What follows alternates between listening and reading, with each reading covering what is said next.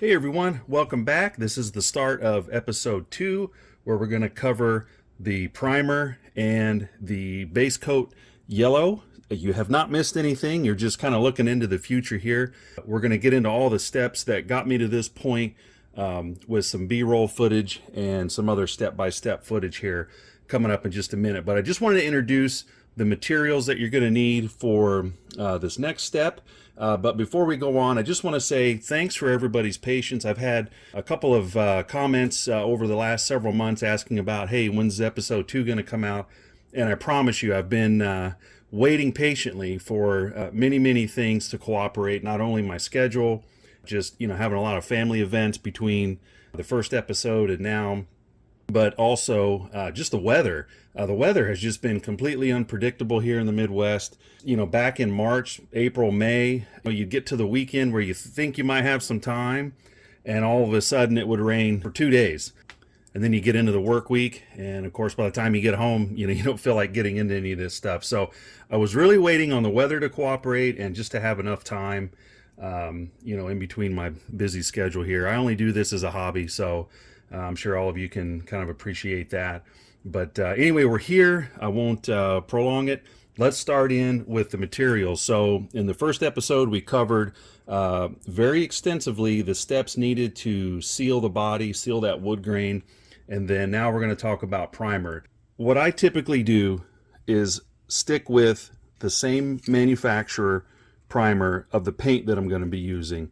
And I think that's important because they've been developed to work together. So you automatically eliminate that risk of, paint incompatibility and paint not sticking and so forth. But I'm using this sandable primer. It even says right here on the can that it's good for metal, fiberglass, and wood. This to me is just a good general purpose, all around good primer to use in this situation. Now they have other different varieties in this Duplicolor primer that look just like this, so you got to pay real close attention here.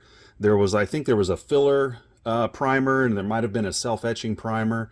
Those are for a little bit different applications, very specific applications. You don't need to worry about those. Just get the sandable primer, and I think you'll be good. Now, as far as the debate on whether to use primer or not, that's going to be completely up to you.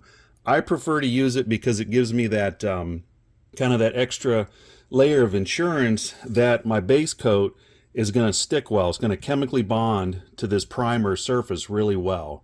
When you use a system, when you stick within a family of products, it just greatly enhances your likelihood of a good outcome. Plus, with all the taping we're going to do, I think it's important to make sure you have the strongest bond possible between the paint and the body. I've had non-primer bodies from other series, the 5150, where you go to remove the tape and you've peeled off the base coat all the way down to your wood or your sealer.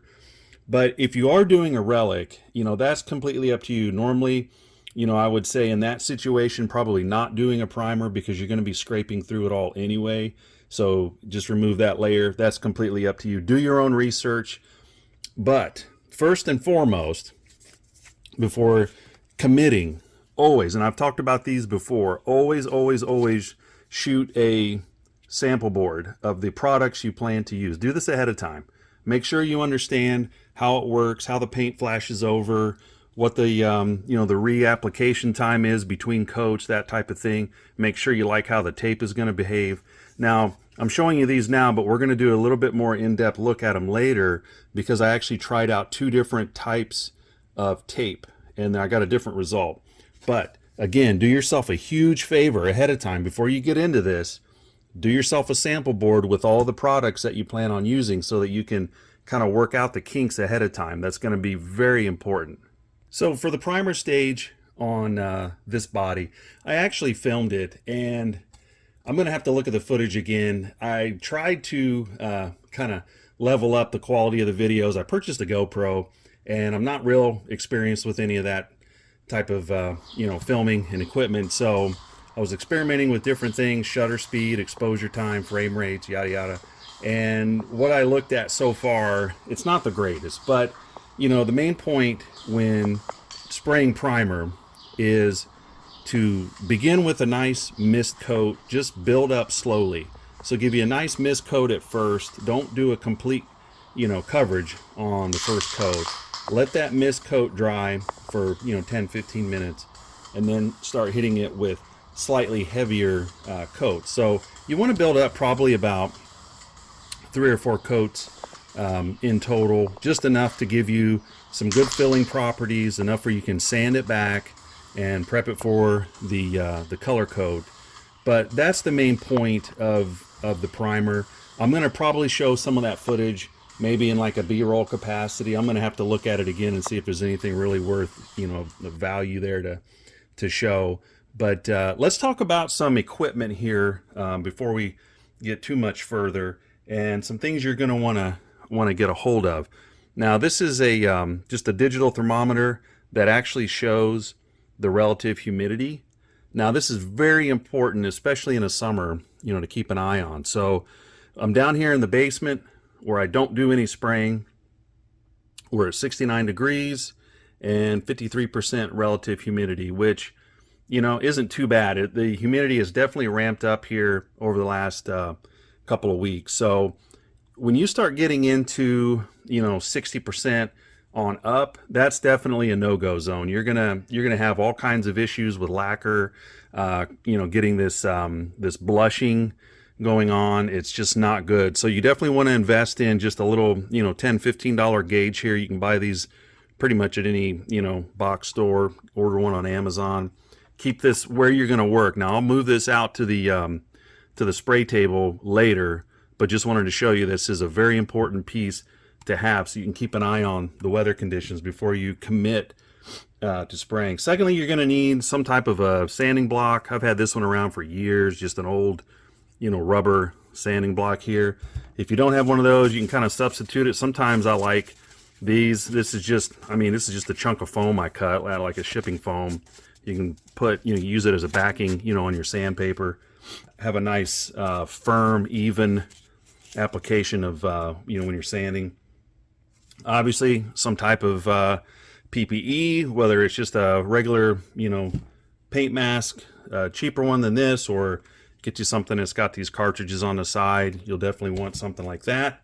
And you're going to need a good, like a fresh tack cloth to wipe down. These are impregnated with wax, so when you're done sanding and wiping everything off right before you paint, you drag this across the surface lightly and remove any of those dust particles or lint or anything that you can't really see. So that's all about the equipment. And then also a quick note, I used about a full can. So for both bodies, I've purchased 2 cans. I've got a little bit left in here, but you're going to definitely need, if you're just doing one body, just plan on 1 can of this. There's plenty in here. This is a 12-ounce can this is the Duplicolor Perfect Match Chrome Yellow. It's that forward. Let me get a good steady close-up here. There you go. There's a nice close look of the code. It's BFM0363 Chrome Yellow. Again, it should say Ford Chrome Yellow if you're looking this up online to order and have shipped to a local auto parts store, which is where I got all of this paint from, by the way.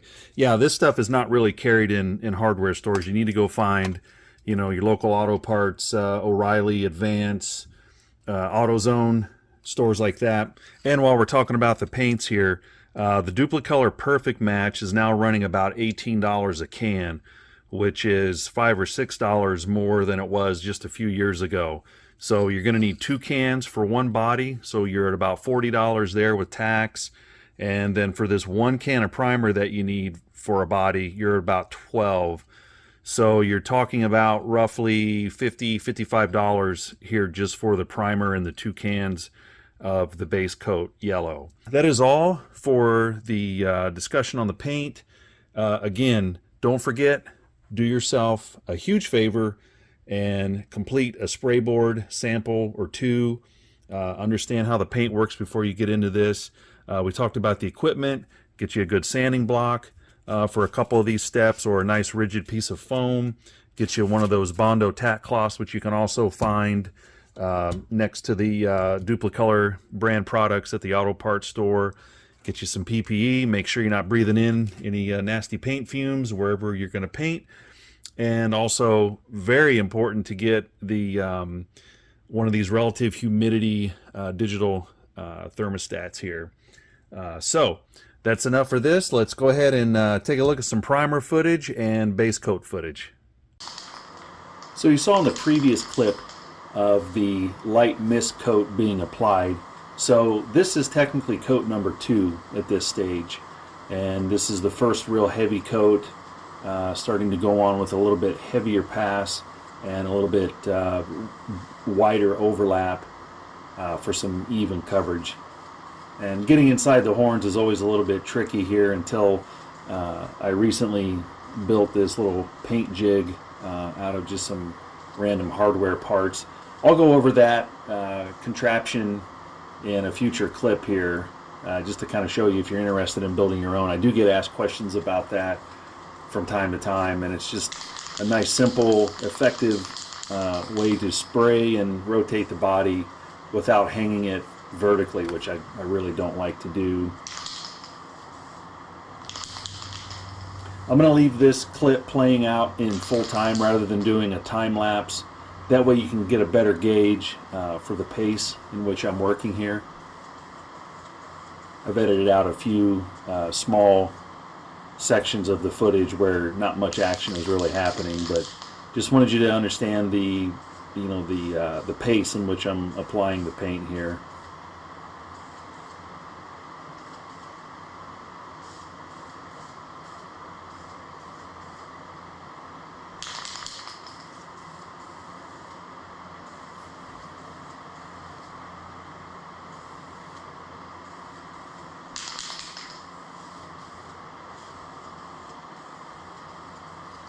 We've got a fan there helping to evacuate the fumes out of the garage. And also, speaking of that, in the upcoming base coat portion of this video, I'm going to move this whole contraption outside, as this proved to be a little bit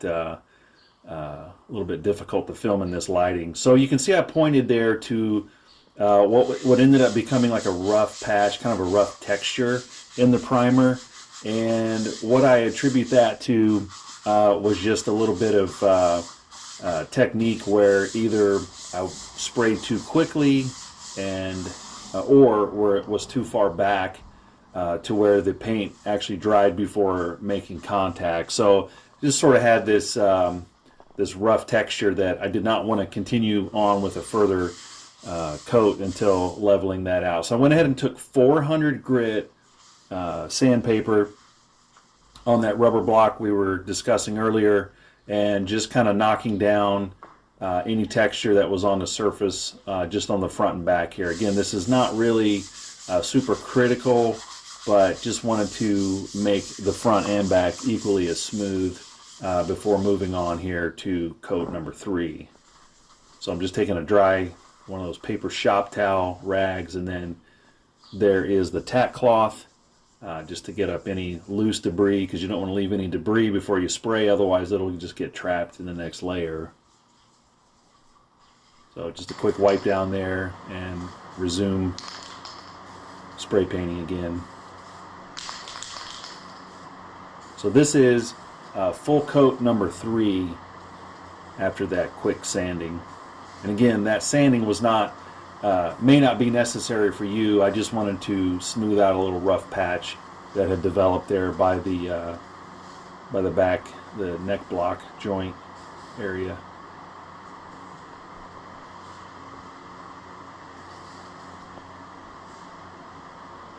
Yeah, by this time I knew the lighting wasn't that great, so I brought out one of those inexpensive floor lamps just to try to help put a little light on the area, but it still proved to be pretty dark. And again, I was using just a completely incorrect ISO setting on this camera here. My apologies. So it will improve as the video progresses as well.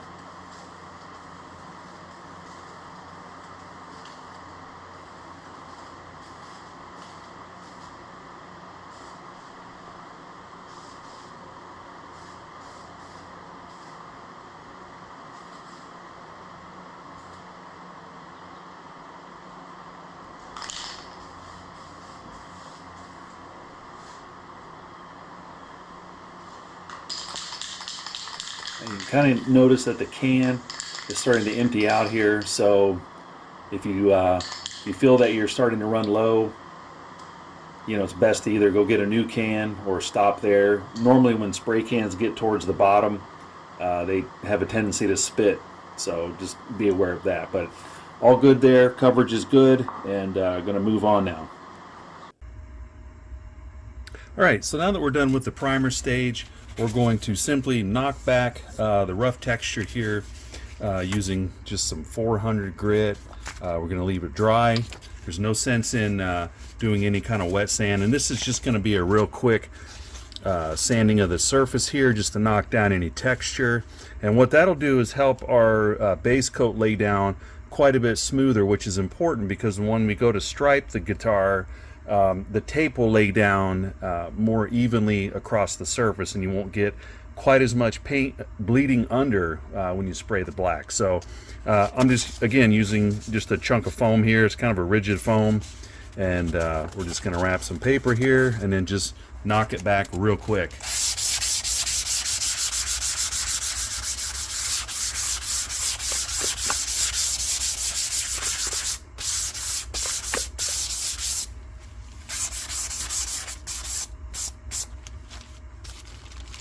Flip it over.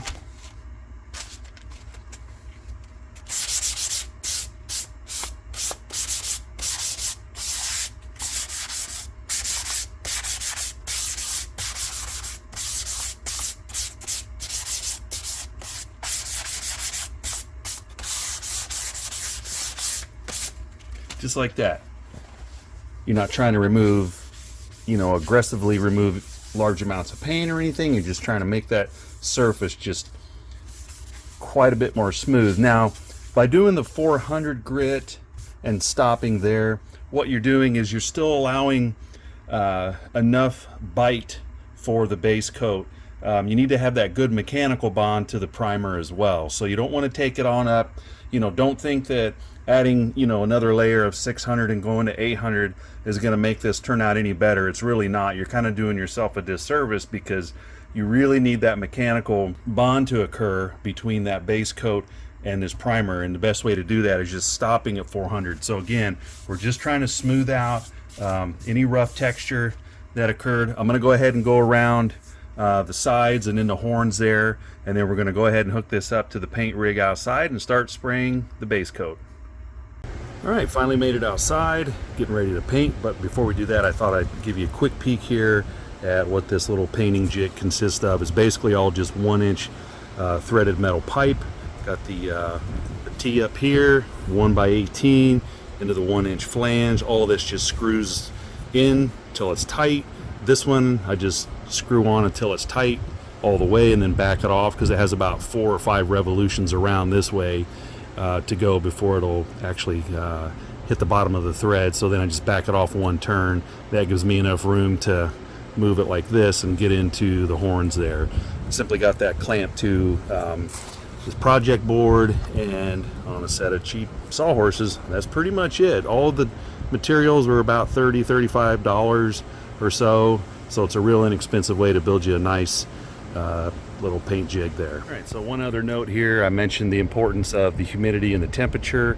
I'm okay with the temperature being 88 degrees Fahrenheit, but as you can see, the relative humidity is 30%, which is nice and low, so that's perfect here. I'm gonna go ahead and get started here. We're gonna wipe off with a tack cloth with any remaining residue from the sanding dust that I may have left on when we scuffed the primer.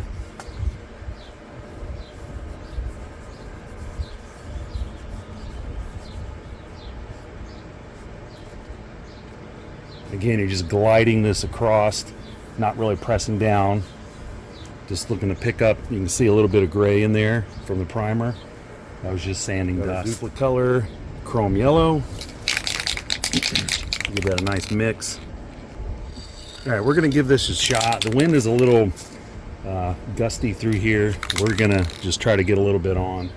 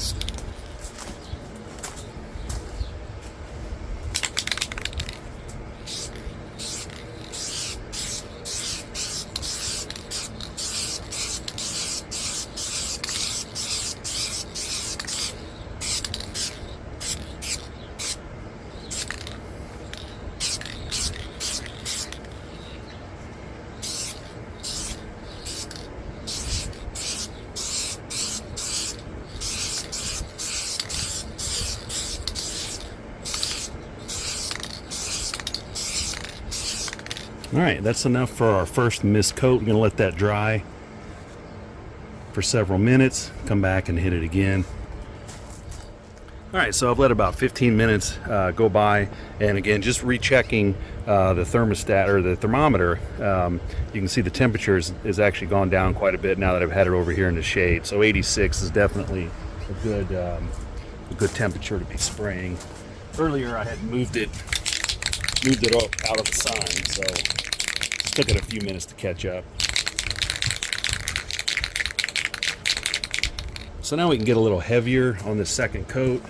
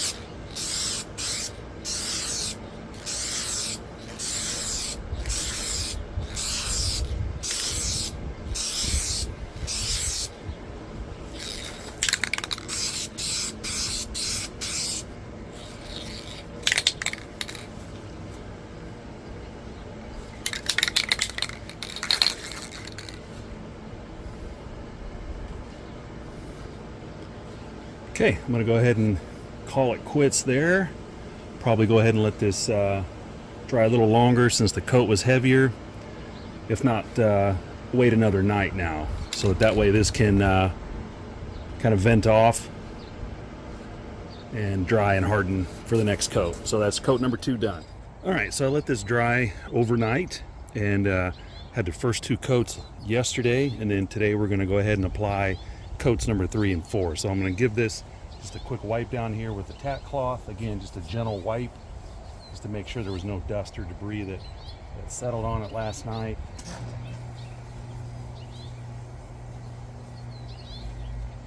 Good enough for that.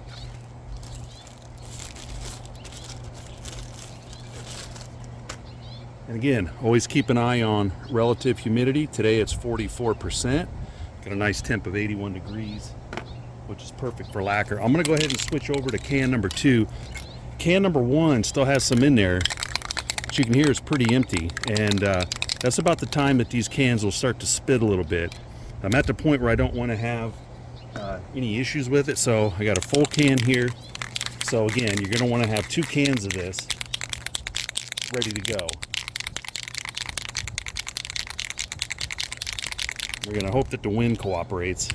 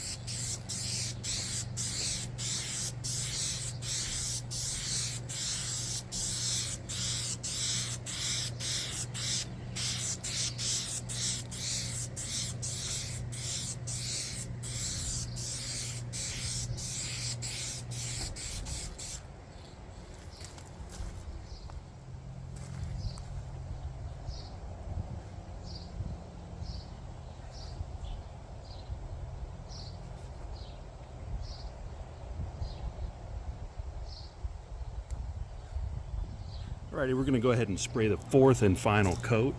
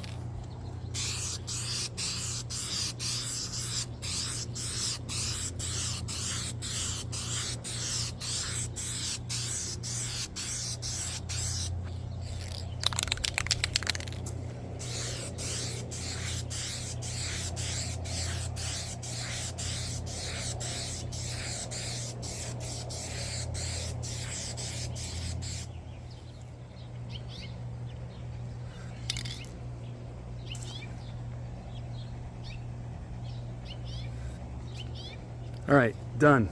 Sometimes you got to know when to just walk away. All right, so both bodies now have 4 full coats of the Duplicolor Ford Chrome Yellow. I'm going to let these sit for a few days before I begin the striping process. In the meantime, I'm going to go ahead and show you what kind of black lacquer I'm going to work with in the next episode here. This is the Duplicolor acrylic lacquer in a gloss black, and it is DAL 1677. This stuff here, you should be able to find it at your local auto parts store, wherever you're getting your other Duplicolor paints, but sometimes you may have to order this in. But like I said, I'm going to go ahead and use the gloss version of this. There's quite a bit of paint in this can. This is a 12-ounce can, as opposed to these smaller Perfect Match cans, which are 8-ounce. So you should have enough. If you're only going to do one body, this one can is going to be plenty. And for the striping, I went ahead and ordered some of this 3M, the vinyl tape, the 471 Plus. So the 471 Plus is what I'm going to be using. In the past, I had used pretty much exclusively, let me see if I have a roll of it standing by here. I sure don't. I had used the green fine line before on my 5150s, but like I said, I'm going to go ahead and switch here to this blue vinyl 471 Plus. It's not cheap. It's like $20 a roll, and of course you've got what is it, 3 or 4 different sizes to buy there.